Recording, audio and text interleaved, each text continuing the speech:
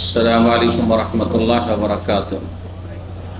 إن الحمد لله نحمده ونستعينه ونستغفره ونعوذ بالله من شرور أنفسنا ومن سيئات أعمالنا. من يهده الله فلا مضل له ومن يضلل فلا هادي له. وأشهد أن لا إله إلا الله وحده لا شريك له وأشهد أن محمدا عبده ورسوله صلى الله تعالى عليه وعلى آله وصحبه وسلم تسليما كثيرا.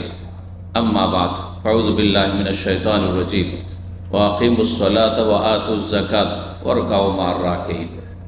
সম্মানিত ভাতৃমণ্ডলী, আল্লাহ রাব্বুল আলামিনের প্রশংসা এবং প্রিয় নবী সাল্লাল্লাহু আলাইহি ওয়াসাল্লামের উপর সালাতু সালামের পর আজ শনিবার 22 রমজান 1446 হিজরি মোতাবেক 22 মার্চ 2025 আমরা আপনাদের সামনে ইসলামের তৃতীয় গুরুত্বপূর্ণ স্তম্ভ নিয়ে আলোচনা করব।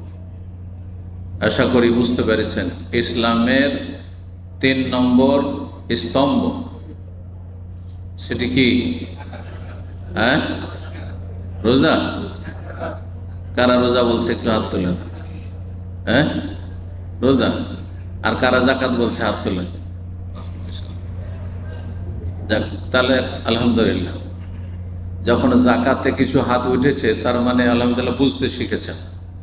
কারণ আমাদের দেশে বলা হয় কালেমা, নামাজ, রোজা, 3 নম্বর রোজা বলা হয়, তাই না? আর তারপরে হজ 4 নম্বরে, আর জাকাত 5। তো জাকাত সম্পর্কে আলোচনা করব। এটি তৃতীয় স্তম্ভ না পঞ্চম স্তম্ভ? 3 নম্বর। কোরআনে কারিমে 80-র বেশি আয়াতে সালাতের সাথে, নামাজের সাথে জাকাতের কথা বলা হয়েছে। একটা দুটি আয়াতে না, 80-র বেশি আয়াত আছে কোরআনে কারিমে যেগুলিতে নামাজের সাথেই কি বলা হয়েছে? ওয়াকিমুস সালাত ওয়া আতুজ যাকাত, ওয়া আকামাস সালাত ওয়া আতাজ যাকাত, আকিমিস সালাত, এইভাবে। আল্লাযীনা ইয়াকিমুনাস সালাত ওয়া মিম্মা রাযাকনাহুম ইউনফিকুন, এইভাবে।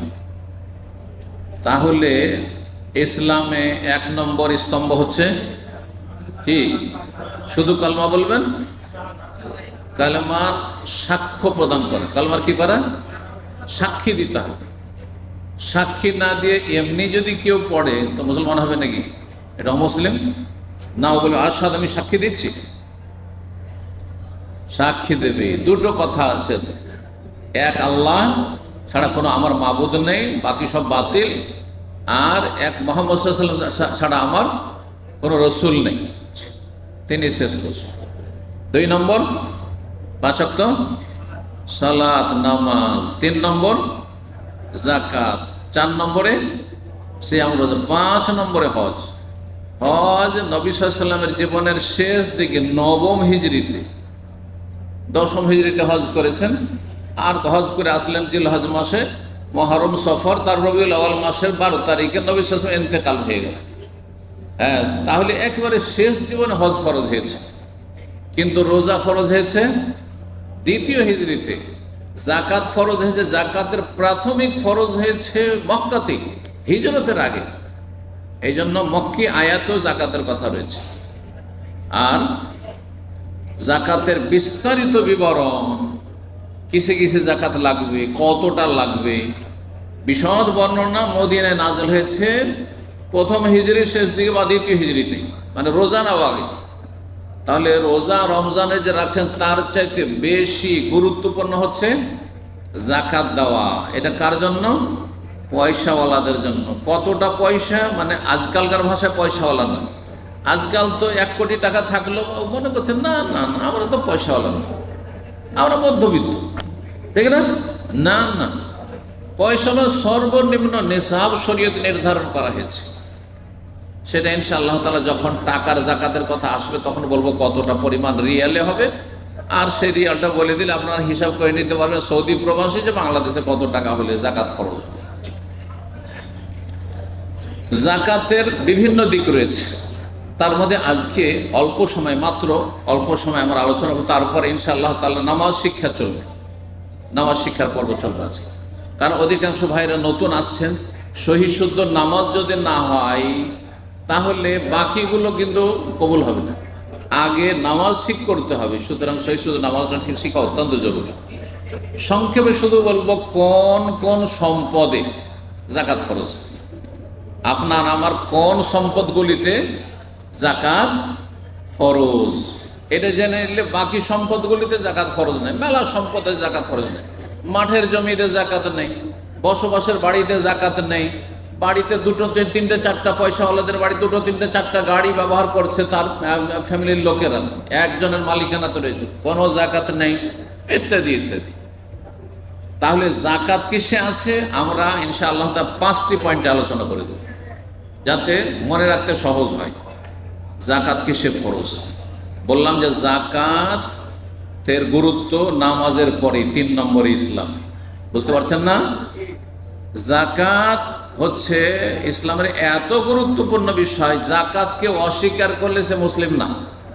যদি বলে আমি জাকাত দেবো না, জাকাত দিয়ে কি হবে? সে মুসলিম না, মুরতাদ, কাফের। হিন্দু খ্রিস্টান যারা জন্মসূত্রে কাফের, তাদের চাইতে নিকৃষ্ট কাফের, মুরতাদ।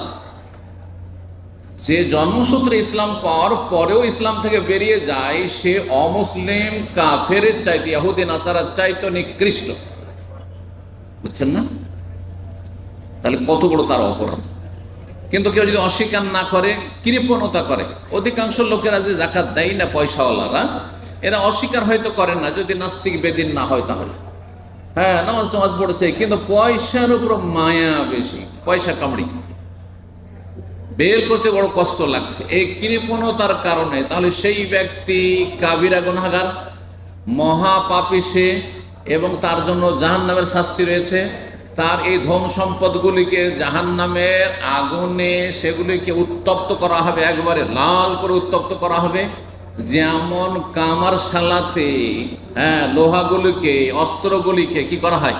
লাল করে পোড়ানো হয় দুনিয়ার আগুন দিয়ে, তার 70 গুণ বেশি তাপ থাকবে জাহান্নামের আগুনে, সেটা দিয়ে উত্তপ্ত করে শাস্তি দেওয়া হবে। সহিহ বুখারী মুসলিমের হাদিসে রয়েছে, কঠিন শাস্তি রয়েছে যারা জাকাত দেয় না। আর জাকাত দেওয়া মানে খেয়াল খুশি নয়, এই আমি মেলা টাকা দিয়ে দিলাম, বিনা হিসাবে দিলে হবে না, হিসাব করে দিতে হবে। আপনার ব্যাংকে কত টাকা আছে, কোন দেশে, সৌদিতে কত টাকা আছে, তো বাংলাদেশে কত টাকা আছে, বাংলাদেশে 10টা ব্যাংকে অ্যাকাউন্ট আছে, কত টাকা আছে, আপনার বাড়িতে কত টাকা জমা আছে, পকেটে কত টাকা জমা আছে, সব হিসাব করতে হবে। একজনের মালিকানা যত টাকা আছে, এত সোজা না। আপনি কোম্পানি হিসাব করেছেন, ইনভেন্টরি করছেন, বুঝেন আপনারা, হয়তো বছরে একবার হিসাব নিকাশ হয়, হ্যাঁ, যে কতটা এলো কতটা গেল। আপনার টাকা পয়সা হিসাব করতে হবে, যে 1 বছর ধরে যে টাকা পয়সা ছিল, এখন আবার 1 বছর পুরা হচ্ছে। আর সাধারণত মুসলিমরা রমজানে জাকাত দিয়ে থাকে, সেই জন্য রমজানে আলোচনা না, রমজানের সাথে জাকাতের সম্পর্ক নেই। জাকাতের সম্পর্ক হচ্ছে কিসের সাথে? রমজানের সাথে যখন নেয়, তো কিসের সাথে সম্পর্ক? বছর পুরা হওয়ার সাথে, বছর পূর্তির সাথে। বুঝছেন না? আপনার টাকা ধর রমজানের 1 মাস 2 মাস আগেই 1 বছর বয়স হয়ে গেছে, 2 মাস আগে থেকে ফরজ আছে, বিলম্ব করছেন, গুনাহগার হচ্ছেন আপনি। রমজানের জন্য বিলম্ব করবেন, কিন্তু মানুষ আজকাল অভ্যাস বানিয়ে নিয়েছে, রমজানের সাথে সামান্য কোনো জাকাতের সম্পর্ক নাই। ঠিক, তাহলে জাকাত ফরজ কয় রকমের সম্পদে বললাম? 5 নম্বর। 1 নম্বর হচ্ছে যা জমি থেকে ফসল ফল উৎপন্ন হয়, ফসল যেগুলো মানুষ খায়, খেতে পারে, যেমন ধান, গম, জব, আর যতগুলি ডাল জাতীয় যত কিছু রয়েছে, সেটা বুট হোক, আর মাসকলাই হোক, অমুক হোক, মুসুর হোক, যা হোক, খাদ্যদ্রব্য এক কথা যা উৎপন্ন হয়। আর ফলের মধ্যে এতটুকু শর্ত আছে যে সেই ফল না, আমে নয়, জামে নয়, কাঁঠালের নয়, এমন ফল যেগুলোকে রাখা যায় দীর্ঘ সময় ধরে, আর সেটা খেয়ে মানুষ সারা জীবন বাঁচতে পারে। এই ফলের মধ্যে শুধু খেজুর আর কিশমিশ হাদিসে এসেছে, খেজুর, কিশমিশ, এই ধরনের ফলগুলো। জি, খেজুর খেয়ে সারা জীবন বাঁচতে পারে, খেজুর পানি খেয়ে। সাহাবায়ে কেরামগণ অধিকাংশ খেজুর পানি খেয়ে বেঁচেছেন। মাঝে মধ্যে কখনো কিছু পেলেন তো পেলেন, না হলে খেজুর পানি তাদের মূল খাবার ছিল, কয়েকটা খেজুর আর পানি, সুস্থ থাকবেন, কোনো অসুবিধা হবে না।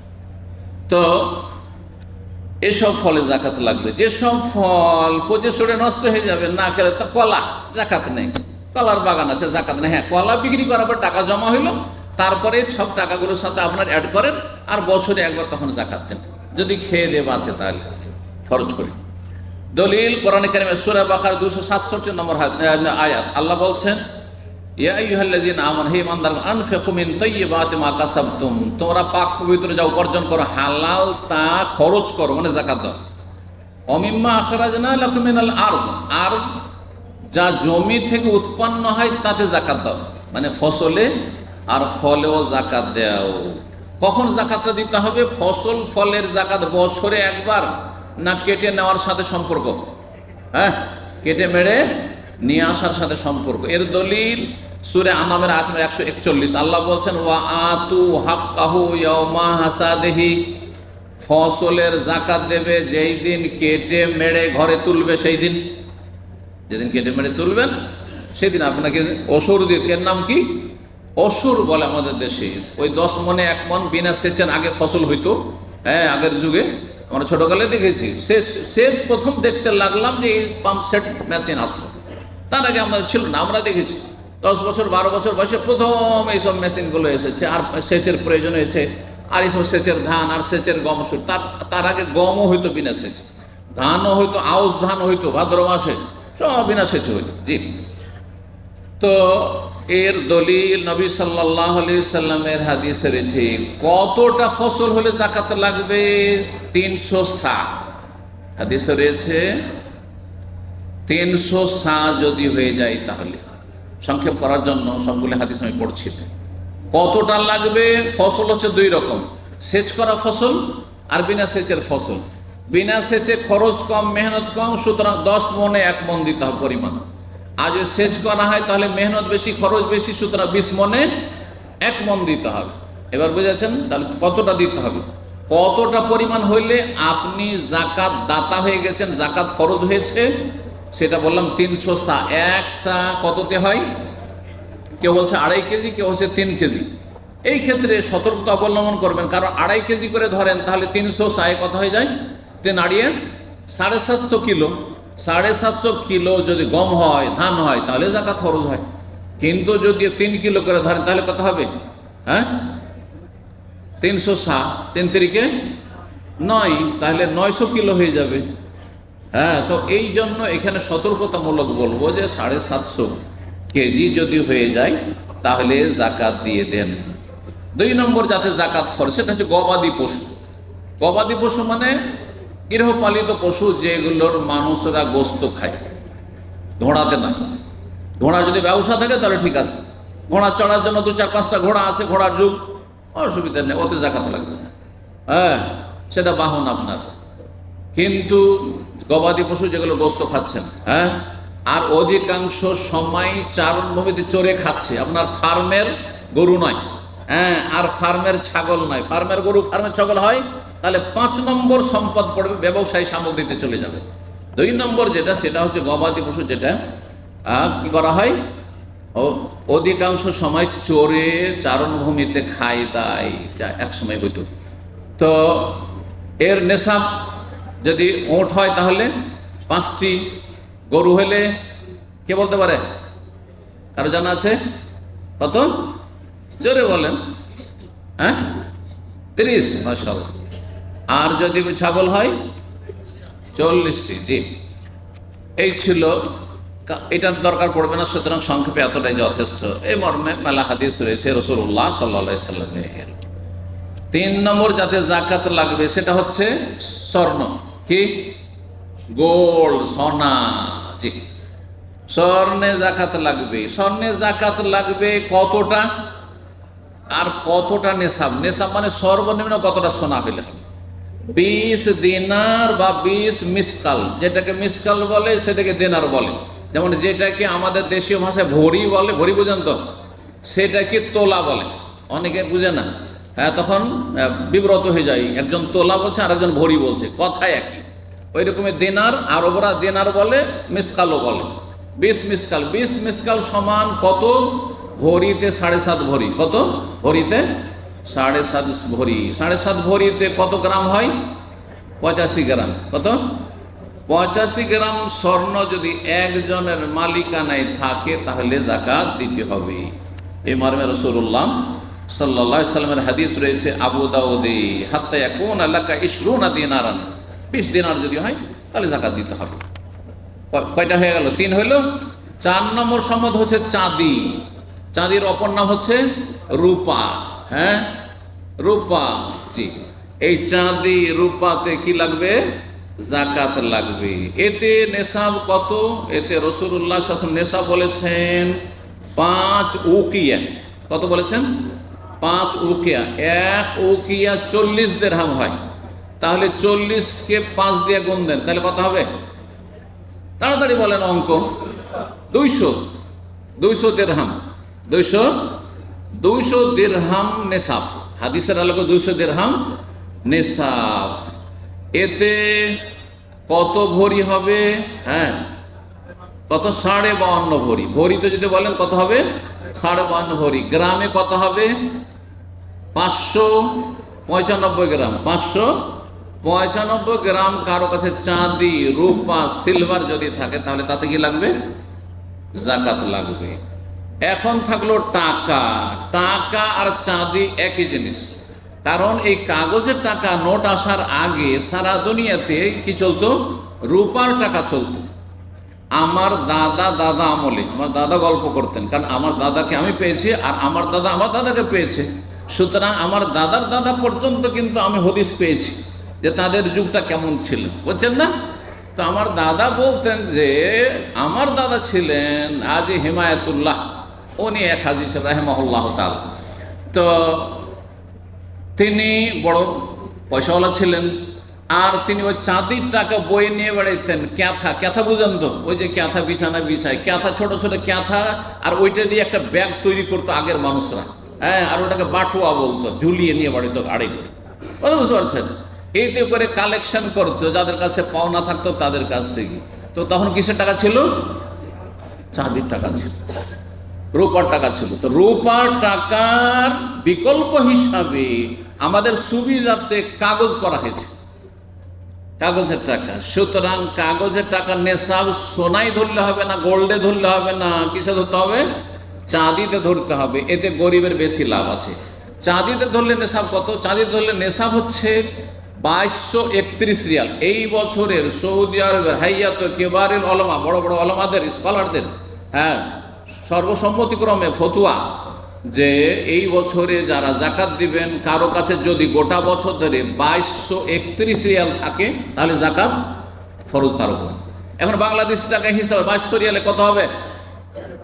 হ্যাঁ, 70-75 হাজার, বেশি হবে না, 70-75 হাজার টাকা। 70-75 হাজার টাকা মাত্র আছে, তাতে জাকাত ফরজ হবে। কিন্তু যদি বলেন আমি স্বর্ণে নিয়ে যাব আর সে 7.5 ভরি দাম ধরবো, তাহলে কয়েক লাখ টাকা হয়ে যাবে, তাহলে গরিব তো বঞ্চিত হবে। আর তারপরে স্বর্ণের টাকা কোনো যুগে তেমন চলতো না। জি, কয়টা হয়ে গেল? 4টি হয়ে গেছে, তাই না?